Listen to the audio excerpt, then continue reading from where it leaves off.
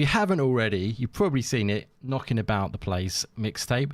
But yeah, it's essentially the second game from Beethoven and Dinosaur, who made The Artful Escape. The team fronted by Johnny Galvatron, the pretty damn cool guy who has clearly lived the rock and roll lifestyle already. And I think this is why this game is such a personal and, he delivered on a plate from that very heartfelt place from him in that sense. I think he's an adorer of the music world, essentially. So I feel like this has come straight from his heart and delivered to us, and hopefully people can connect with it. But basically, just on the Steam page, to give you a little taster in case you didn't know about it already, it says, on their last night together, three friends embark on one final adventure, play through a mixtape of memories set to the soundtrack of a generation. So essentially what Mixtape is all about and what it's trying to do is take you on a journey throughout the game. It's a short experience, 3 to 4 hours it took me, I think, although I did go back in for more. But yeah, it's like played out through song by song structure. I think it's 24 songs that it plays out throughout the game. Each song is connected within the story intrinsically as well, which is done superbly well in my opinion. It just ties in. It's got that high fidelity kind of vibe. If you've seen that film, if you haven't, check it out. You'll totally know what I mean if you haven't seen that film, where that fourth wall is broken many times, talks to the camera about the stuff going on, and then goes back into the actual world that he's acting within and all that sort of thing. So I think that fourth wall breaking stuff is awesome. And basically that is a big element of Mixtape, because you're led by this main character who is addicted to the music world and has a strong passion for it, who wants to be a music supervisor. And essentially that is what this last day together is all about. She's created this awesome mixtape of songs that's going to sort of tell the story of this final day together. So yeah, that is essentially the crux of it. But it's just beautifully done, connects beautifully to the emotional aspect of the story. Does really pull on the heartstrings as well, which I really appreciate about it. But yeah, so that just gives you a little vibe of it if you haven't checked it out already. But I'm very interested to hear what Luke has got to say about this game. Off the bat, my friend, what was your kind of feelings for Mixtape? And did you enjoy the experience? Did you how long you played? Like, did you do one session? Did you do two sessions? What did you get from the whole thing, basically? Yeah, I really, really enjoyed it. I played it over effectively 2 sessions, but you can sit down for an evening and complete this pretty easily because it's only a few hours long. So, but yeah, I very, very much enjoyed it. I don't think I'm not as high as some of the reviews have been on it. Yeah, but by no means does that mean I don't think it's a great experience. It's just that I'm not a 10 out of 10 person for it or anything. Yeah, no, that's fair enough. But yeah, I really, really enjoyed it. It's very I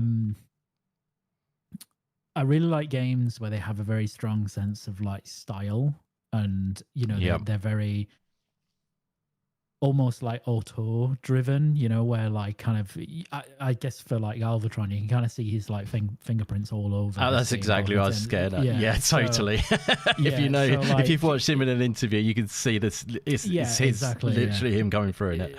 Exactly. Yeah. So I really like that because it gives games really strong personalities. Definitely. And it means, and conversely, that means that some people don't like that, right? In the same way that people don't like, or some people wouldn't like Kojima games because his fingerprints are all over his games. But for this, I really, really love that, it is like that high fidelity, fourth wall breaking stuff and then it's combined with like, I think the art direction in this is really fantastic. And the use of like, that like desiccated animation for the characters. Yeah. Like it all just gives it like this very cohesive style. Yes. That's very easily, you can get engrossed into it really easy. So I really love that. Definitely. I think, obviously the music is fantastic. Like there's a really, really good run through different artists from, well, I mean, what, the probably 50s, 60s, 70s, 80s, Yeah, 90s, I think it's sort of 60s to late 90s. I think like Silverchair might be the latest one, which is 1996, I think. So yeah, very, very, very good. And really, like the story is, you know, it's a very simple one, right? Like it's just about friends having their last day together before they go off and do different things, basically. True. I think most people, not everyone, but most people can relate to that, even if they can't relate to the specifics of this story. So they can't relate to growing up in, you know, suburban Americana, right? Yeah. Or they can't relate to going to high school in the US. Exactly. Yeah. Like not everyone will be able to relate to the fundamental message of the game, but like I think most people will. Yeah, and there's transferable, relatable aspects, aren't there? You know, exactly, we don't play baseball, but we do have a sport. You know what I mean? Yeah. That kind of thing. So, you know, I really enjoyed the story for that, and I think I really enjoy, like, the characters are like, you know, they're very composite characters made up of, like, you'll have seen some of their tropes before in other media. You know, like Slater's like the stoner. Yeah. The stoner drunk, right? Like, and Stacey's the really like aloof kind of weird kid. She's totally, and she's passionate about this thing. And I can say this because I am as well, but clearly very autistic. So, right, sure, yeah, like very, very those kind of traits. So definitely. Like real passion, real like hyperfixation on like a specific thing, and like it can, like it's all that's her life is about that. So the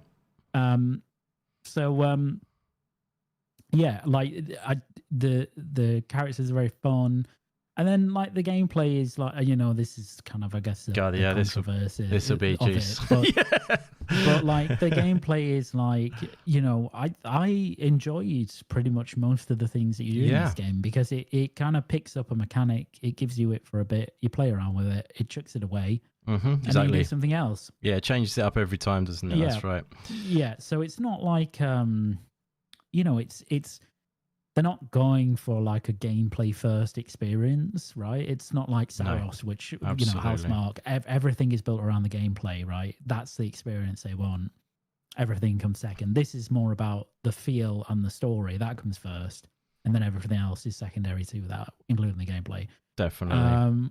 So, yeah, like if I were to score it, I'd give it like an 8.5 or something like that. So, I thought it was a really fun, excellent experience, and I'm a bit surprised about the controversy. We'll talk about it more, but it's very clear people didn't play like the Artful Escape. Yeah, you know, which was the studio's Beethoven Dinosaurs game before this. Yeah. Which also does not feature very much gameplay at all. Definitely like not, it is more of an AV experience. Yeah, probably less, right? Yeah, it's pretty much 100% less. Yeah, same thing through the game. Yeah. But there's this weird thing that's happened with this game, I guess, because its scores have been, you know, so much higher than the Artful Escapes were. Yeah, that's the thing. Yeah, we'll talk about it. Yeah. What we'll do is we'll go through the full review of it, and then we'll get to the messy controversy, if you like, and all that discourse that we've been getting. But yeah, no, we'll get into that. That's definitely, I mean, it's kind of part and parcel with it, although it ties in, because in my opinion, what you've got here is something where, like I said, like you say, is Johnny Galvatron and Beethoven and Dinosaur, they are so passionate, I think, about what they make, and they really want to make great art, I think. And I think when you get someone who's so passionate, who's actually kind of lived the life as well of you know, the music world and everything, like, I don't know if you guys know, you do, I'm sure, but like Johnny Galvatron was in the Galvatrons, the band, and they actually got signed, and they have had a little music career as well. In that sense, he did, before he became a game developer. So, you know, he definitely knows what the music industry is all about, because that, you know, is obviously a key part of the game, because the main character,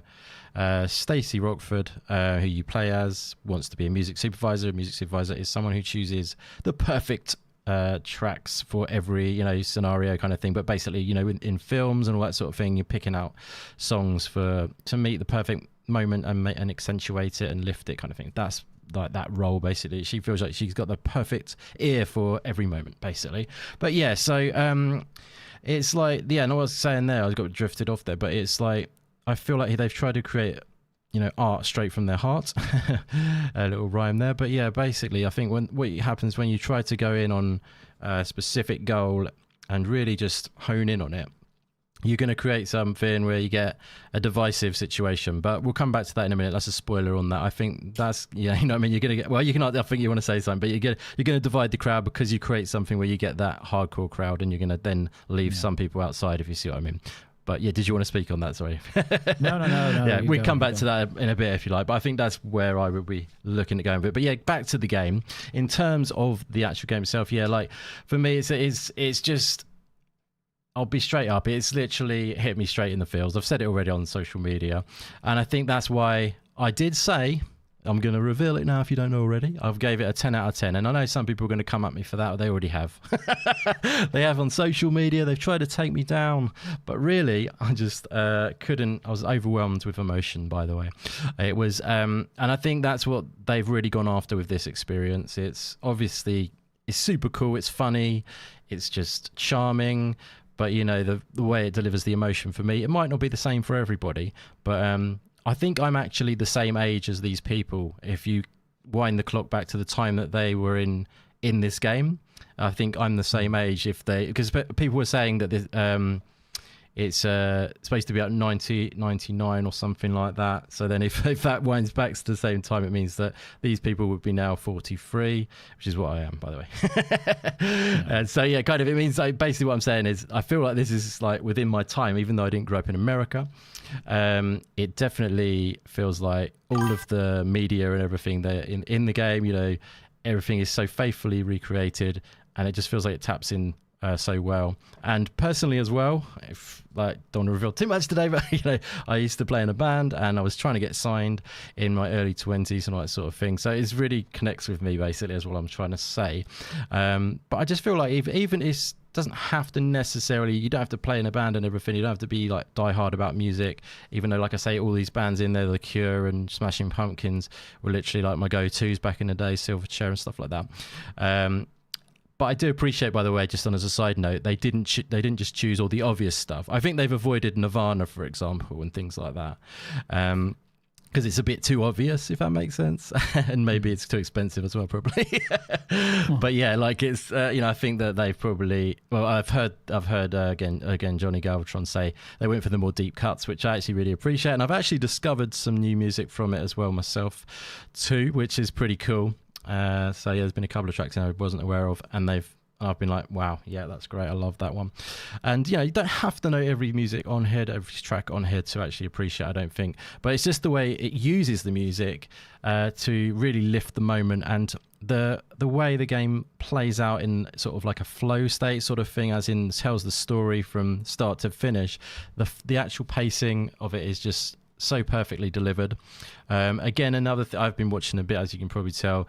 They made this game from the soundtrack first of all, and then built upon that the story and everything else basically. So they took the soundtrack and then they were able to do it as like a horizontal slice, they called it, so that then they could rearrange parts of the game and build it out that way. So, and I really feel like that has really helped the pacing of it and the flow, because every moment just really does, you know, flow really well together. And they were like, that's why I played it in one sitting. I was totally hooked. The emotions definitely hit hard, like I said. At the end, I'm not afraid to admit it. I did have a tear at the end of it as well. And I've played it through twice as well. And believe it or not, I cried twice. I'm terrible, aren't I? Maybe I'm just really emotional. But I feel like this game really connects, and I think it's done in such a beautiful way. And I just feel like every little nuance of every little moment, every little item that's in the game, the look in the eye, the way the voice acting is done is extremely well done.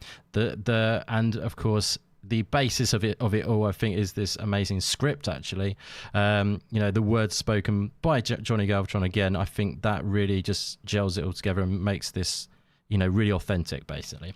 So yeah, that's my kind of ramble on about that. But yeah, that's why I gave it a 10. It really hit me in the feels. If something can make me cry like that and connect with it, that's what I believe is a 10, if you see what I mean. And just obviously that tied into the rest of it as well. Obviously the amazing art style, the gameplay isn't the forefront of it, but it definitely worked well in my opinion. The sequences are really well done, all the escapes, and there is actually quite a lot of gameplay there that which is the thing I don't quite understand as much with some people's sort of critique of it. I don't think it's a gameplayless game. There's games like What Remains of Edith Finch, which I think this game can quite closely be compared to because of the way it plays out in a story, and you go off on these vignettes in different aspects, and you go into these dreamlike sort of sequences where you then sort of get revealed a bit of the game. And this is how this game plays out. A lot of it at the start, especially, you go off into like a dreamlike state and find out about things that have happened, and then you come back to the present moment. And I feel like that's very Edith Finch, and I feel like it's quite closely compared to that. But there's no skateboarding in Edith Finch. There's no like trolley sequence coming down the hill, and I know those are quite simple, but which is not the forefront of the game, but they are, fleshed out in my opinion, and it does bring you closer into the game. Some people saying, sorry, I'm going to stop in a minute, but some people were saying this could be a movie. It's not a game. That, in my opinion, is completely wrong. I'm sorry to those people, but I totally disagree with that. The fact that you're in this game and you're interacting with it only pulls you closer and only brings the emotions to a much higher level for me. But yeah, I'll stop now. Luke, sorry about that. That was a long little ramble, that was. Oh. What do you think of any of that stuff I've said there? Are you seeing where I'm coming from with that? Yeah, I mean, the whole, just a lot of the discourse around this is very strange to me because it is a game. Like this is the format that it's delivered in, so it doesn't really matter if people think it could be a movie or not. I'm sure it could be a movie. Oh, it could be, absolutely. You could make a quite a fun thing out of this. I don't think it would be as engaging, but you could do. Oh, definitely. But irrespective of what you could do with it, it is a game. Like that's the format. And I can think of games that I think are astonishing pieces of work over the last couple of years, like Mouthwashing, which was last year before, or 1000x Resist, which came out last year. Where the gameplay is, the gameplay is very light. Mouthwashing is like a 2.5 hour experience, and all you really do is walk around. It's like less than Edith Finch. Is it? Right? Yeah. So yeah. I've actually played it. But the sense of style and the art direction and the story is so incredible that it's an amazing experience. And because you play as a character, like you do in this game, you play as Stacy. It does immerse you more in the story because you are being that person. So absolutely, yeah. So I don't really understand where this critique has come from. And even if you look back at like the real jewels of the indie space, the ones that everybody would hold up as like phenomenal, amazing experiences, stuff like Journey. Exactly, yeah. Is there a lot of gameplay in Journey? Not really. Minimal, is there there's no real fail states in Journey or anything like that? Like when did these things become like barometers for how much of a quote unquote game something is? Like they never have been. So absolutely, yeah. So I don't really get that critique at all because it just makes no sense. It's so disingenuous. To say that. So it is crazy. And then you've got like another one just because I know you loved it. It's Immortality as well. It's just that's so simple, isn't it? That's one mechanic. Yeah, exactly. Yeah. There's a single. There's basically like it's fast. Without spoiling it. It's like pause, zoom, fast forward, and rewind. Yeah, exactly. Yeah. They never came for these games, did they? It's weird. It's just. That's it. And Immortality got ridiculous critical reception. Oh yeah, it did, didn't it? Like, that's weird. It won a load of BAFTAs as well. Like it did incredibly well, and there was nobody complained about this. at the time. But I think, unfortunately, we live in a different, even just, when was Immortality? 22? 3 years ago, maybe? 23, something like that. No, yeah, maybe more like 2 actually could have been, or 2 or 3. Yeah, one of those, 22 or 23. Yeah. So I don't really understand. And again, Immortality was Annapurna, wasn't it? Yeah, exactly. I have noticed there's a bit of a trend that the Annapurna games. Obviously, they have. We already knew that anyway. But Annapurna, they do focus on story games, tend to, don't they? Like, they go for like more art house, nouveau style indie projects. Like that's what they do. Exactly, they've always done that. Same with this one, yeah. Same with this one. So yeah, I don't understand why they, why are we, isolating? And if you look at Mixtape now, I think, like on OpenCritic, it's like an 87. Yeah. Is that like? I mean, that's a great score, but yeah, it's not like it's 96. Is it? Do you know what I mean? I know. Like, I think this game would have been really high because at one point it was so high, and then all of a sudden this kind of craziness just like came out of nowhere, didn't it? I think actually the thing that might have triggered it is the high scores. Well, I think you just said that anyway, but like, I think it was the initial big sites like IGN, it's IGN, 10 or whatever, exactly, yeah. Which is like, why is that an issue? Like, because there's enough scores that not that it needs to be balanced out, but it's been balanced out by lower scores than that, right? It didn't get universal acclaim. Like there were people who thought it was, decent, not amazing. A lot of people thought it was incredible.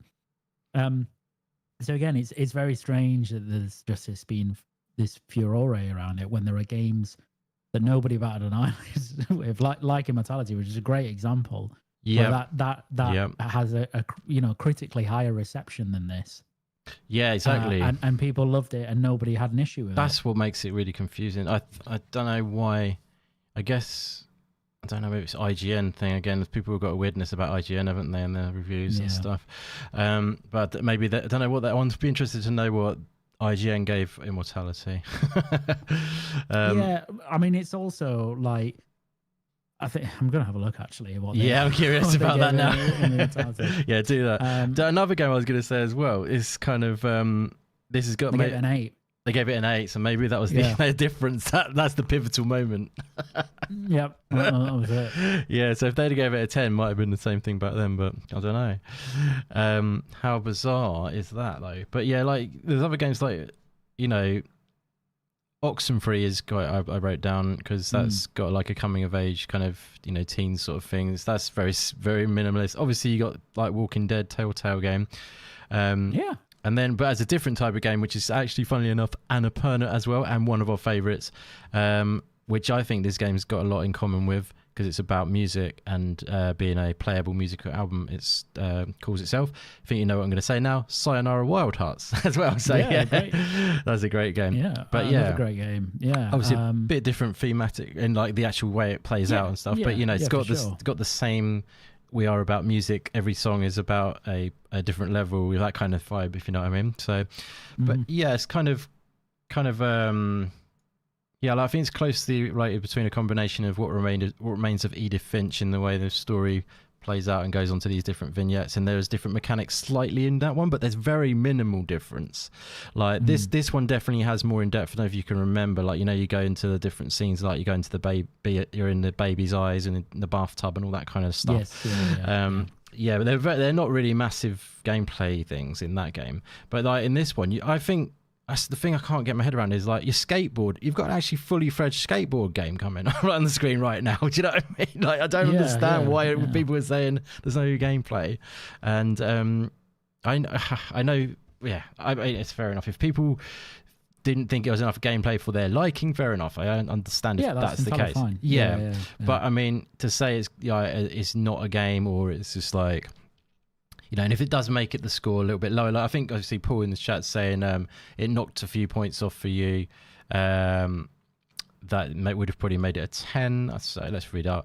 Paul in the chat saying all the comparisons you're giving were great experiences, but a lack of gameplay is one of the things that kept them from being a 10 out of 10. Maybe it's the extremely high ratings, especially from that IGN, and then saying that it was an 8 for you. Yeah, that's totally fair enough, buddy. It's like, you know, that's the thing. Again, I was going back to it. I'll say it now. It's like they've created something that they really want to create in the way they want to create it, and I feel like that divides the crowd sometimes.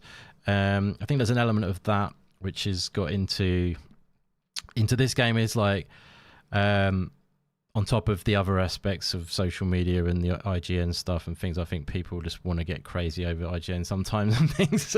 But yeah, I think the main thing of here is they've created something from their heart, you know, passionately, and it's you know, the best art is the one that divides the crowd. If you try and create something for everyone, it will please no one, basically. So if you create something with a passion, then you'll create this sort of captive audience who are just passionate about it.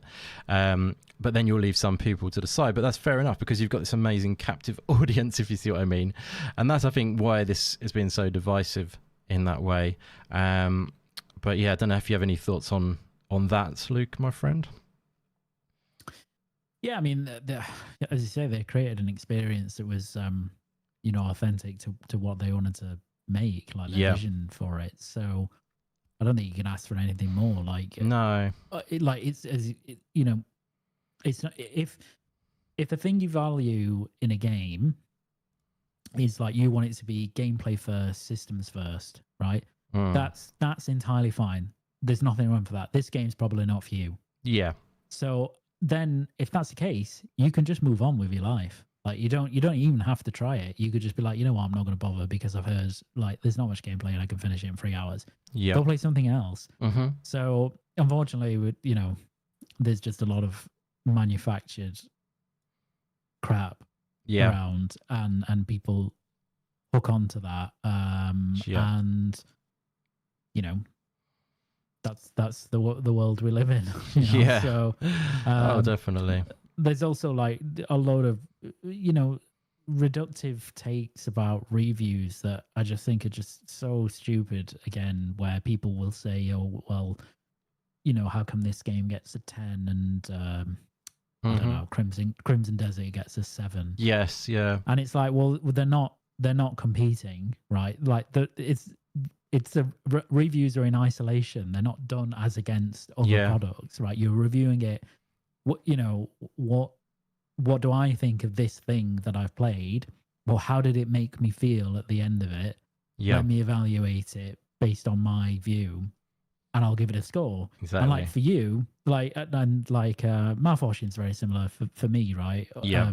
I'd give mouthwashing a 10 out of 10. Right. Because I felt it was so captivating in terms of its story. Not emotionally captivating, somewhat, but just so interesting, and the things it was trying to say were so interesting and engrossing that it stayed with me for a long time. And that's the mark of a really good game for me. If it stays with me and I think about it. Soma, for example, I talk about that one all the time. Again, very gameplay light. You know, like I think about that game like every other week, and I have done since it came out nearly 10 years ago. Yep. So those are special to me. Someone else will play Soma and give it like a 6. They'll be like, "This is not very good." That's absolutely fine. Yeah. But like you know, just if you just go and play it, like if you're interested, just because it's so short, like it's not gonna matter anyway. So exactly. Just a very strange conversation around this game, to be honest. Yeah, I totally agree with that. Yeah, and I think like it's good points what you made there, because like I don't think 10 means perfect either. Always, it's no. I think some people conflate that. Like it doesn't mean perfect. It just, to me, and to most people with half a brain, it's like it's an exceptional game. Exactly. It doesn't mean that it might not have flaws. Like if you want a review system like that, then go somewhere that provides it. But basically nobody reviews things like that anymore. Exactly. Yeah. No, like for me, like I said a minute ago, it's 10 because of the impact. If you know what I mean. The way it's delivered. I'm not going to go there and analyze. Oh, look, the frame dropped in that scene. 9 now. Not a 10. It's a 9. I've had one frame drop. No more. I'm going to overlook that. If it made me feel any less, then I would say maybe 9. If you get what I mean. Then it's not a 10. Yeah, right? But it didn't. It didn't affect like the one. I think I had one frame drop in the game or something like that. Obviously, you've got these two cool interwoven sort of frame rates running off something. I don't know how to explain it. I'm not technical on that side, but you've got the frame rate of the characters, haven't you? And you've got the background, which is sort of in normal frame rate. That's what it seems to me. And just, I think that works really well. At first, it is a bit like, ooh, you get used to it after about 5 minutes, but like you're like, ooh, this bit funny at first, and then I was like, oh no, it's totally cool actually. And it's like those kinds of decisions, which are, you know, again, artistry and something they're passionate about, and it comes through. But it's like every little detail. I think this is so meticulously detailed. Every little element that's been placed into this game feels like it holds weight, and it's telling a story of its own. And every little look about the characters, the voice acting is exceptional. They've done an amazing job of just really creating that sort of, you know, the characters they don't come across like annoying or anything. They come across endearing. Do you know what I mean? Even though they are obviously teenagers who could come across annoying, if you get what I mean. I think it's almost like I think they're supposed to be a bit annoying and a bit cringe. They're teenagers. Exactly, yeah. So, like, I think weren't we all a bit annoying and a bit cringe when you're you know, because you're very, you know, high in the sky sort of. Yeah, exactly. Very idealistic stuff. So, like, I mean, I still like the characters here for different, you know, for various reasons. But I don't think it's not as if you're meant to be like, oh well, I love these guys. You know, they're just perfectly flawless people. Yeah, they've got flaws, and it makes them. I think that makes them more indifferent. It's more interesting. yeah. I mean, personally, I've seen some people say, "Oh, they're a bit annoying" or whatever, and I was just like, I didn't get that at all. Maybe I saw myself in the passion of Stacey kind of thing for the music and that, and like, yeah, that becomes your identity, and you sort of, it's a guard almost when you're growing up sort of thing. It's what you hide behind, and you walk around as someone who's into rock music and things like that. That's kind of my story a little bit, you know. Like little things like that. I don't know. It's sort of I found a real connection with. But I felt the story, the characters really worked really well together as a three, if you know what I mean. Like they seemed really authentic again in the way they would be friends, and I think the way they bounced off each other. I like the way they done it where Stacey was, you know, friends with Slater, and then Cassandra came along and joined the group because she wanted to get into the sort of rebellious group, if you know what I mean. I thought that worked really well, and then that became quite a good arc throughout the story. And then she had, well, I don't want to do any spoilers, but you know, maybe little ones, but yeah, she had a moment which was pretty damn awesome, and that moment hit hard as well in the story, I thought. I thought they'd done an amazing job with the story, and but like I say, the way they sort of bounce off each other feels really genuine. And you know, with Slater he's kind of like you say, he's that stoner kind of guy, but he's also really grounded. And I feel like what they need in that group, because they've all got that, you know, different personality. Where having him, he's kind of sort of the center of the serene kind of part of the group, if you know what I mean. Keeps everyone a bit calm and that, which I think is cool. But I just think that is really genuine and helped draw me in. And like I say, I actually really enjoyed all the characters. They all had their own merits, and really well done, I thought, in that regard. But Dragon Wolf is in the house. How you doing, brother? Thank you very much for coming by, and shout out to Paul as well for staying with us, buddy. Appreciate you. If you're checking this out after, feel free to drop us a comment about Mixtape and let us know what you thought, and let us know in the chat, what did you think of Mixtape if you've played it. And Paul's saying, I've played Planet of Lana 2. Oh, a 10 out of 10 for Planet of Lana 2 for you. Wow, nice. There you go. Fantastic. I haven't actually finished that off yet. I've played some of it and then got distracted. I'm good at doing that lately. But it says, I would expect a lot of people would disagree because they wouldn't feel the connection with it that I did. Understandable. That's exactly it. So this time I'm feeling the connection on that game. It remains to be seen if I feel the full connection that you do at the end. I do feel it's better than the first game already, actually, Planet of Lana 2, even though I've loved the first game. So yeah, I definitely see where you're coming from. I'm looking forward to checking out the rest of that game for sure. But yeah, give us your takes in the chat, guys, about Mixtape. We'd love to hear about that. So yeah, do you think it's fair to say this is not a game then, Luke? Would you say? Yeah, no, clearly not. It's just crazy. Do you think that's concept people? album, Yeah, it's a concept album. Well, yeah. I mean, to be honest, what is a game? To be honest with you, like it's on Steam, you can have anything you want. Does it really matter? You know what these things are defined as? Actually, that could be defined as a good thing. You know, it's transcending the medium of gaming, which is a phrase I like to use. Which is a bit like another game I just forgot to mention earlier on, which is a good one. Is Greece as well. That's got a minimal gameplay, but it's got a heavy emotional impact in that game for sure. And that one definitely gets the old eyes going a little bit as well if you do get emotional easily, for sure. Another really good one. Yeah, so these experiences, or whatever you want to call them, games, you know, they do hold, you know, they pack a punch. And again, like, I wasn't really expecting to cry in this game, but that ending is just masterfully done. And I love The Cure as well, so it's it's a perfect song for that moment. And it's just, and it's like the way this, you know, the story doesn't sort of just make it like sugar coated and lovely. It's kind of, you know, it's quite a moment, and I think it's a moment that everyone can relate to. I think this game is more relatable than The Artful Escape, in the sense that game was about music as well, but it's more about, you know, a bit more focused on the music sort of thing, as in this one's got more like a coming of age story aspect to it, which is always a good thing. And, you know, coming of age stories, I always love a bit of a coming of age story. And again, another thing to mention as well is another reference is obviously the awesome Ferris Bueller's Day Off. Again, he talks to the camera in that one, and it's got that coming of age 3-person dynamic in that as well, I think, which does hold a bit of you know, I think there's definitely some drawn inspiration from that as well. But yeah, did you pick up on little things like that when you played through those, like sort of amalgamation of all these different things that this Johnny Galvatron has clearly just loved and poured into this game? That's what I was getting. Sure. Yeah. Like, it's very clearly influenced by a lot of different things, but it, you know, it's its own thing. Yeah. Not taking away from that for sure. It's definitely his own thing. Yeah. It's just, like, I feel like he's paying an homage to a lot of things that he adores. I think he's an adorer of a lot of popular culture stuff, if you know what I mean. I feel like that comes through.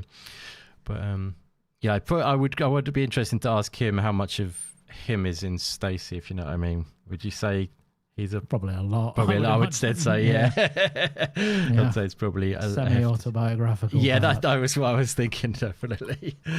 Yeah, no, definitely. But yeah, like each of these rooms as well. I love Slater's room later on into the game. I won't show it. Too late. But his room is absolutely awesome. Yeah, I saw a thing with Johnny Galvatron talking about that as well, saying he's got like 25 grand's worth of equipment in there, but never mind. You would never have. But yeah, it's still like all that nostalgia stuff is in there as well, with like all the little trinkets and things. But yeah, it's just brilliantly done.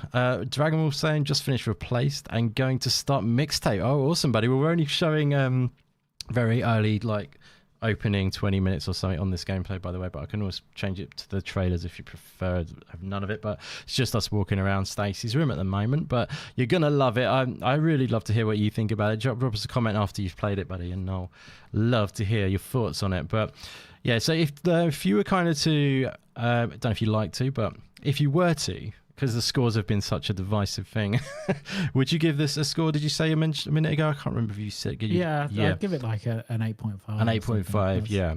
So that's where I'd land. And how did it connect with you? I know you're a bit younger than me. Did that affect the connection aspect of things, or because it's probably? I mean, I still think it's universal, but I'm interested to know on that. No, I think it like the concepts, you know, like the normative concepts that it uses, I think are pretty universal. So definitely connected me. I think the ending definitely connected. You know, that you know, it's kind of a double-ended meaning. Exactly. To the end of it, you know, like I won't go into details, but yeah, I know what you mean. Yeah, but like that did, and I think the way that they do that at the end is very clever, right? It is. So, and again, you could not do that. I'm not going to spoil it, but you can't do the thing that they do at the end without it being a game. Yeah, So, that's like, right. It does, like you can't do that on film. So you can't do the physical thing that they do at the end. If that makes any sense. So, and the way they transition from that that's to right. something else. So you can't do that. So it wouldn't be as impactful if you were just watching that. If you didn't have a controller. It does heighten it, I think, when you have that. Like for sure. For sure. So like I very much I really enjoyed it. Like I thought it was a really tremendous time. Like it was just a very fun, nice, very nostalgia driven, thing that was, at least for me. Again, it's not for everyone. It's not going to be relatable for absolutely everyone out there. Of course it isn't. But that's right. Yeah, it's going for a specific, subset of gamers, really, and I think as a result, it's a stronger product. Yes, exactly. For it. So I also don't really understand, like, whether it's your definition of a game or not. Yeah.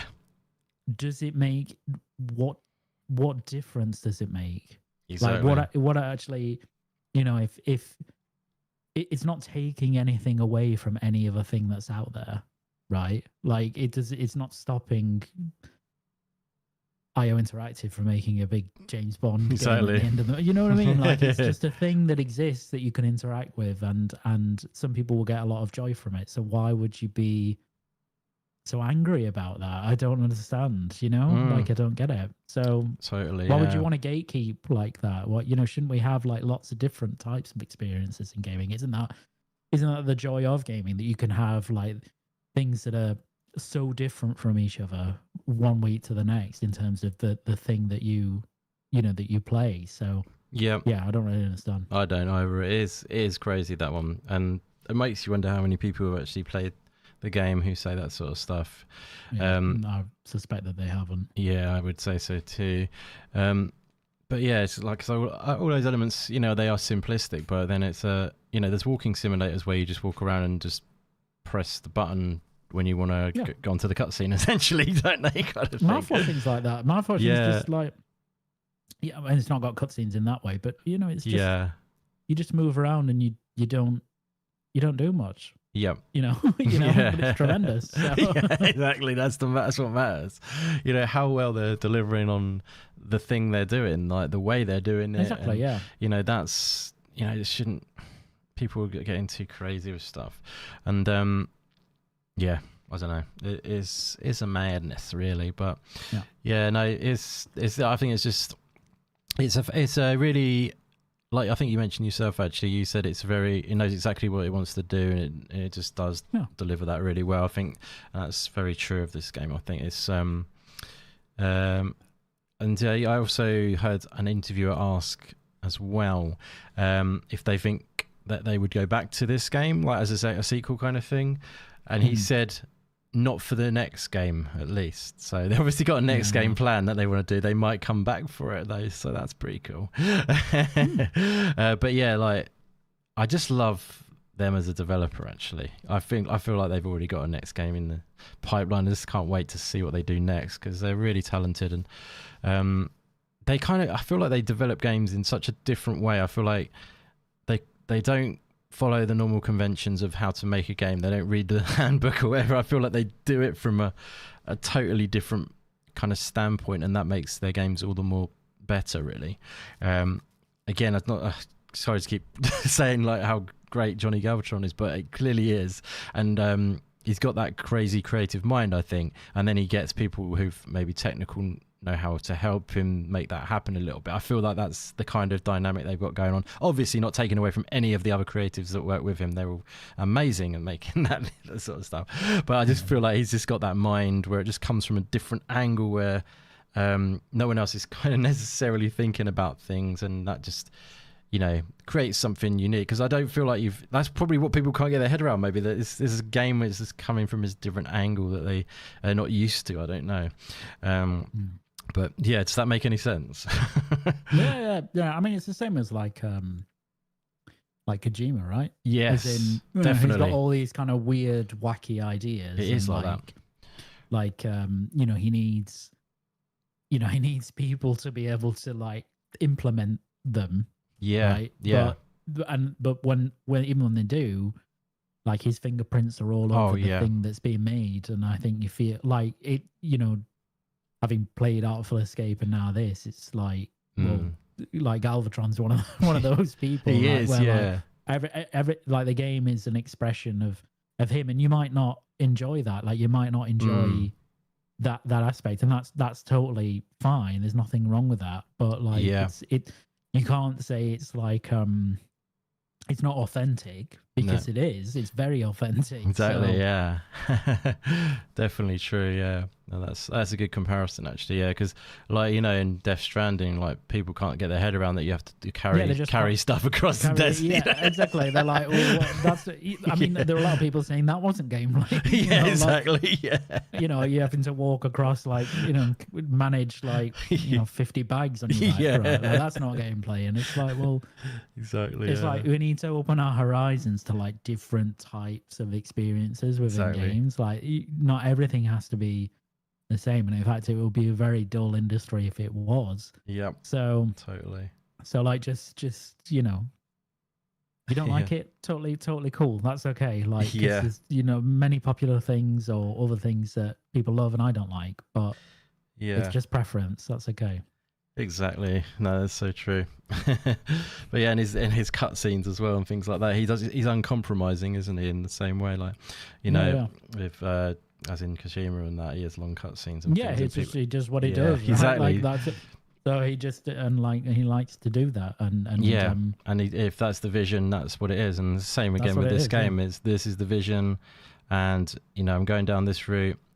I might lose some people on the way, but I'm going to get a really hardcore, loving audience who cry at the end of the game. And by the way, I've put a post out there with a quote that said at the end of the game. I won't say it right now. I don't know if we should go into any spoilers or not. Maybe we should keep that away, as it is a fairly short game. But yeah, the quote at the end of the game is quite impactful. It's really cleverly said. It makes it completely non-cheesy at all, and it makes it impactful in a clever way, if that makes any sense. But yeah, there's a quote. I'll put it out on Twitter anyway if you did want to find out what that is. And it's got a lot of people coming through with a positive response this time, because before I put out my my little review of the game on Twitter or on X, 10 out of 10 masterpiece, I said, because yes, by the way, if you wanted to find out the answer to the thumbnail, masterpiece ? In my opinion, masterpiece, because of what we've said already. But but like it's nice to know. I've just like first, because I got quite a few backlash. I had to block quite a lot of people, which is the crazy thing about all of this stuff. People coming at you, and I won't say what they have said because it's not the most pleasant stuff. It's pretty foul, actually, what some people have said to me, and I know other people have been taking so many bullets from people over, absolute. Just the weirdest things to say about someone who likes a game. I mean, I will say one of them, apparently I take it in the arse because I like this game. So, so yeah, that's the kind of level we're talking about here, guys. Yeah, it's just madness. Okay, I'm so sorry. I like a game, and now that's the reason. That's what I do, is it? It's like, I mean, not to say, whatever, but it's just a random thing to say. And then people saying a lot of other stuff as well, which, was bananas too. It's what is people out there to just bring people down. Anyway, I've diverged massively. Probably shouldn't have said that, but they might. Yeah, so it's just crazy. But then I put the other tweet out, and it just I said like the quote, and so many people coming through with positive results to that with that moment. I think, like I say, Paul in the chat has said as well how much of an impact that last moment has in the game. It really hits home. It really gets you in the feels. And I'm glad to hear it's done the same for a lot of people as well. It's cool. I'm not just some weak, emotional person after all. I'm glad other people are feeling those feelings for that moment too, because it's great storytelling. It's great writing. It's brilliant, superb voice acting. It's just the whole package in that sense. And gameplay is less of a forefront, but it is definitely keeps you engaged, in my opinion. It does change it up. From moment to moment, from vignette to vignette, there's a different element going on, and it's very, it's creative, is what it is. It's super creative, and always keeps you engaged. I never felt like at one point, I can't be bothered to do this thing. It's a bit boring. I think, like I say, it's quite a lot of gameplay in there. It's kind of skateboarding stuff. what you can't say that walking sims do skateboarding very often. And that's quite fleshed out skateboarding as well. But yeah, it's just bananas. But it's good to see that I got a lot of great response to that tweet anyway, which is great to see. A lot of people loving the game. That's the main thing. And yeah, but yeah, any final thoughts then on the beautiful mixtape, my friend? Just, I mean, I have some thoughts, but they're not airable. So no, you can say whatever you like. It's all good. no, it's just I just don't. I just think that it's so pointless having such an issue with games that are, crafted around like an experience and a particular story, and they're meant to be with you for a short amount of time, and then you move on from them. Yeah. Right? Or maybe you don't move on, as in maybe that you remember them because they're very memorable to you. Yes. Like the world needs more of those games, to me. Definitely. Anyway, like I savor those games more often than not than bigger, more gameplay focused games. Right? Not all the time, but I think they're perfect kind of experiences, and as long as they're good, as long as you feel a connection to them, then I don't see what's wrong with that. And you shouldn't come up with wacky conspiracy theories or talk about some of the inane nonsense. Just move on with your life and play something else. I know. That's okay to do. So it's crazy. But in terms of the game, I really loved it. I think it's a really, really terrific, fun, happy experience. Like, it's melancholic, I think. Yeah, there's a double edged. So bittersweet, isn't it? That's a good one for it. It's bittersweet. Yeah, but it is it's enjoyable. So I'm really interested to see what they do next after this, because they're two, Artful Escape and this are actually very different stylistically, I think, even though they are they share a lot of the same DNA. So it would be really interesting to see what they do after. I would be very interested. Yeah, I think. Do you think they would go away from the music heart of it? I don't know, because it's so intrinsic. Yeah, it is, isn't it? So I don't know if they will, but maybe it would just be a different, because a lot of the spin out studios like the Absu studio and stuff like that came from Chinese Room, right? Oh, from yeah. Journey. They kept a lot of that DNA even spinning out in their next games, like Absu and such. So, and what's the recent one? Sea of the Sword of the Sea. Sword of the Sea. Yeah. So which is so. I feel like there'll always be this kind of musical DNA in their games. It would be a shame if they didn't incorporate that almost, because they're very good at it. Yeah, because that's what they know very well. I think they're really good at that. Yeah, and they're passionate about it, right? Like it's a real passion. Absolutely. Not just the music as well, like the visual experience of their games. I think they're very good. So they're so good. Yeah. Yeah. The art is. We haven't really said a lot on how good the art is. It's truly. It's really good. Incredible. Yeah. Absolutely. I mean, some of the scenes, I was just taken back by just how stunning it is. Really. I've taken a million screenshots. I think I need a new hard drive. I think the next game will still be around that, but it might just be a different type of experience based around that. I'm not sure yet, but I'm looking forward to whatever they do. Definitely, awesome stuff, buddy. That's great. It's definitely. Yeah, I can't imagine really what they would do unless it's some completely different game, like some sort of deck builder or something completely random, with music. Yeah, exactly. Yeah, exactly. Like some sort of, I don't know. Whatever it might be, but it might be another genre entirely. That's kind of what I could imagine in a way, but because I just can't see the thing that they would do. But that's why I'm not Johnny Galvatron, probably, if you know what I mean, because he'll come up with something amazingly creative and everything, and I'm sure it will be something special again. Yeah, right.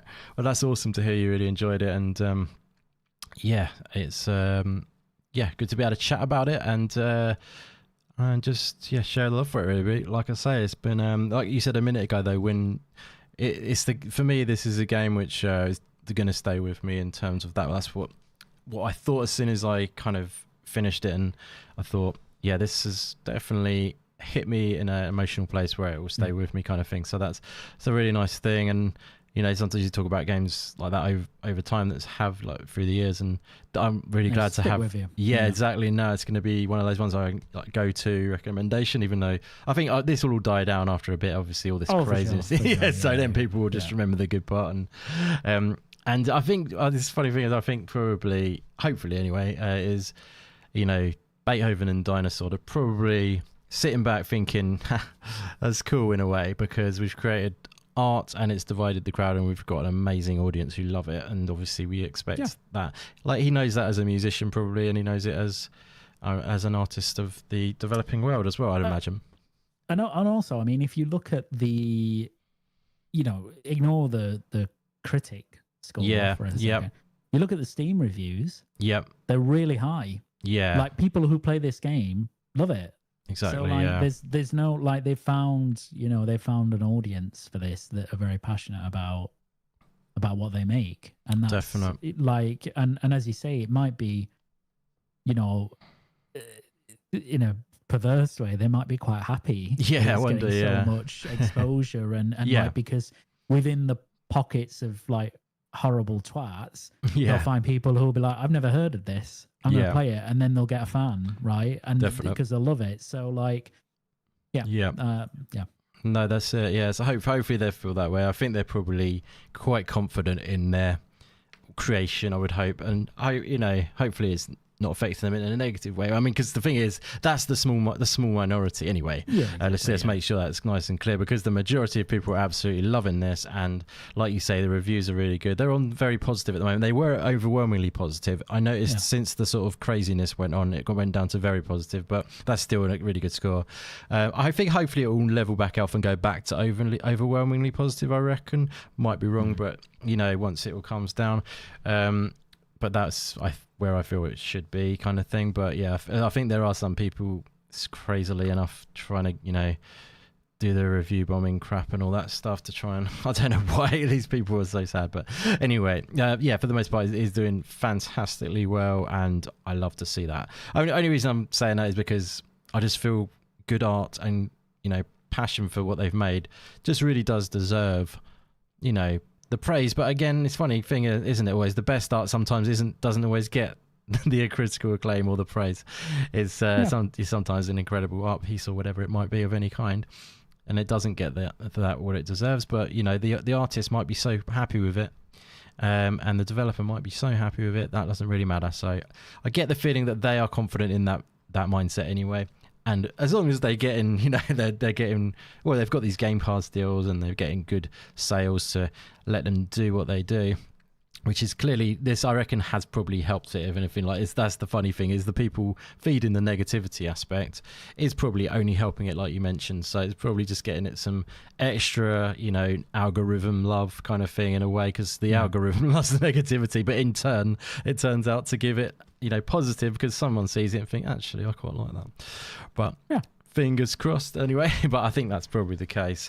And for me, it's, again, just to clarify again one more time, I absolutely adored this game. It is a masterpiece for me. It's 10 out of 10. It hit me emotionally. Every single aspect of it is meticulously crafted. Every little picture on the wall, as we're looking at there, every little CD player that's knocking about the place, everything is purposefully placed to give that evocative, that's what I feel this game is, super evocative feel. Maybe that mileage varies from person to person, because different people will see different references or different age groups and stuff like that. But if this game connects with you, then I feel like it can really do something special, and that's what it done for me. And I'm glad it's done that for you as well, my friend. I'm glad it's done it for my good man Paul in the chat, and hopefully it'll do it for Dragon Wolf and anyone else who catches up with us as well. And I think maybe we'll wind it up there and just say one last time, 10 out of 10 for me. Come at me if you like. It's all good, guys. I'm immune. 10 out of 10 goodness. How can this game be 10 out of 10? Oh, don't worry, guys. It's definitely, it got me in the right place. I can take your hate. There's always a block button for all of you. Brilliant. Anyways, it's been awesome talking about Mixtape.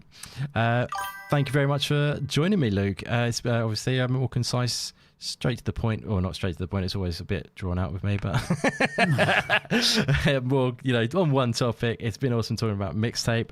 And thank you for joining me, bro. Would you like to shout out where people can find you if they'd like to catch up with you and see what you're up to? Yeah, just pleasure as always, and just go and find me on Twitter at LukeSeal90. I'm here, obviously. Amazing. Sounds good. Yeah, and we'll be back obviously here for some more indie goodness always, guys. Videos on the channel as well if you like being kept up to date with the latest indie game releases or upcoming lists and stuff like that. Feel free to subscribe, or if you like this more long drawn out sort of conversational aspect to it as well, we do that too in the podcast format. Definitely feel free to subscribe, and we will try to give you our best, basically. If you would like to find myself, I am on Twitter as well. Got links all down in the description below. Let me just pop on a little bit here so we can see some final bits here. It's like, we haven't got a schedule in for the podcast just yet. We probably should think about doing some sort of structure so people know when they can find us on the podcast. We will think about that. Once again, thanks to the chat. And if you are checking out after the fact, again, drop us a comment. Love to hear from you. And I would love to know what your thoughts are on Mixtape and all that good stuff. But thank you very much again for watching, guys. And we will see you in the next one. Take care.